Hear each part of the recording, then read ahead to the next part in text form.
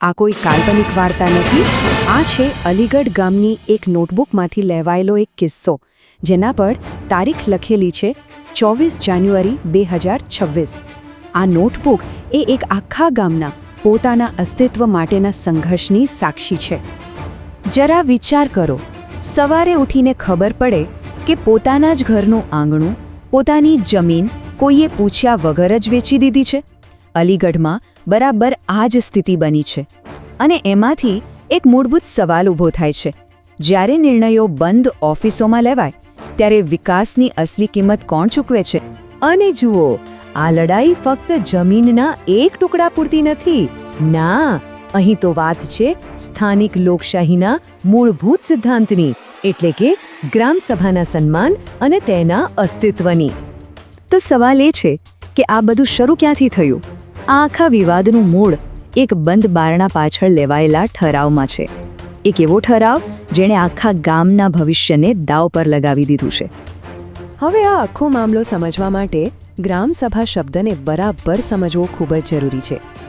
ગુજરાત પંચાયત રાજ અધિનિયમ મુજબ ગ્રામસભા એટલે કોઈ કમિટી નહીં, પણ ગામના બધા જ પુખ્ત નાગરિકોની સભા. કાયદાની દૃષ્ટિએ ગામના કુદરતી સંસાધનોની અસલી માલિક સરકાર કે સરપંચ નથી, પણ આ ગ્રામસભા પોતે જ છે. અહીં જ આખી વાતનો સાર આવી જાય છે. જુઓ, કાયદો એકદમ સ્પષ્ટ છે. એ કહે છે કે ગામની સામૂહિક માલિકીની જમીન આપવી હોય તો આખા ગામની એટલે કે ગ્રામસભાની મંજૂરી ફરજિયાત છે. પણ આરોપ શું છે? આરોપ એ છે કે અહીં એવું કશું જ થયું નથી. માત્ર 4-5 સભ્યો, સરપંચ અને તલાટીએ ભેગા મળીને એક બંધ રૂમમાં જમીન GIDCને આપી દેવાનો ઠરાવ પસાર કરી દીધો. બસ, આ કાયદો અને કથિત વાસ્તવિકતા વચ્ચેનું જે તફાવત છે એ જ આ સંઘર્ષનું મુખ્ય કારણ છે. અને આ જ મુદ્દા પર ગામ લોકોનો દાવો મજબૂત બને છે. તેમનું કહેવું એકદમ સીધું અને સરળ છે. જે ઠરાવમાં લોકોનો જ અવાજ સામેલ ન હોય, જે પ્રક્રિયામાં લોકશાહીનું પાલન જ નથી થયું હોય, તે બંધારણીય રીતે અમાન્ય છે, શૂન્ય છે. એનો કોઈ કાનૂની આધાર જ નથી.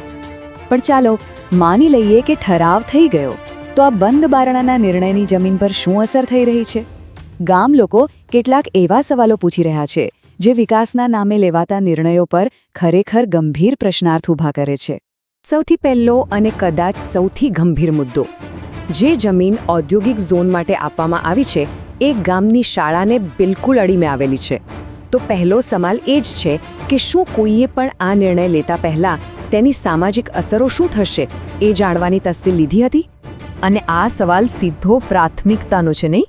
એક તરફ બાળકોનું ભવિષ્ય અને તેમનું સ્વાસ્થ્ય છે, અને બીજી તરફ ઝેરી ધુમાડા અને રાસાયણિક પ્રદૂષણ ફેલાવતા ઉદ્યોગોની સંભાવના. પસંદગી કોની થવી જોઈએ? હવે વાત કરીએ ગૌચર જમીનની. સુપ્રીમ કોર્ટનો આદેશ એકદમ સ્પષ્ટ છે કે પશુધન ગામની અર્થવ્યવસ્થાનો આધાર છે, અને જો તેમના ચરિયાણ માટેની જમીન એટલે કે ગૌચર લેવામાં આવે તો તેના બદલામાં એટલી જ ઉપયોગી બીજી જમીન આપવી ફરજિયાત છે. સારું, તો તંત્રે કાયદાનું પાલન કર્યું હોય એવો દેખાવ કરવા નવી જમીન આપી તો ખરી, પણ ક્યાં?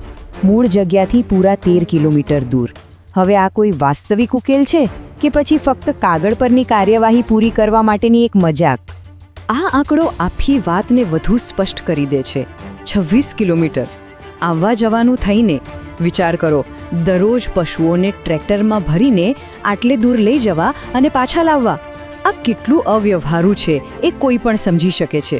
આ એક જ આંકડો બતાવી દે છે કે આ નિર્ણય ગ્રામીણ જીવનની વાસ્તવિકતાથી કેટલો દૂર છે. તો આટલું બધું થયા પછી અલીગઢના લોકોએ એક સ્પષ્ટ લલકાર કર્યો છે. અને અહીં એક વાત સમજવી ખૂબ જરૂરી છે. તેમનો સંઘર્ષ પ્રગતિની વિરુદ્ધમાં નથી, પણ જે ખોટી રીતે એ પ્રગતિ લાદવામાં આવી રહી છે એ પ્રક્રિયાની વિરુદ્ધમાં છે. એમનું વલણ આ એક વાક્યમાં એકદમ સ્પષ્ટ થઈ જાય છે. અમે વિકાસના વિરોધી નથી, અમે ગેરકાયદેસર પ્રક્રિયાના વિરોધી છીએ. એ લોકો કહે છે કે વિકાસમાં ભાગીદારી જોઈએ, પણ લોકશાહીના ભોગે તો નહીં જ. કારણ કે આ સર્વે નંબર 69 અને 70 માત્ર જમીનના ટુકડા નથી, એ તો અલીગઢની પશુપાલન આધારિત સંસ્કૃતિ અને અર્થતંત્રની કરોડરજ્જુ છે. અને ગામ લોકોનું સીધું કહેવું છે કે જો આ કરોડરજ્જુ જ તોડી નાખવામાં આવશે તો આખું ગામ ભાંગી પડશે.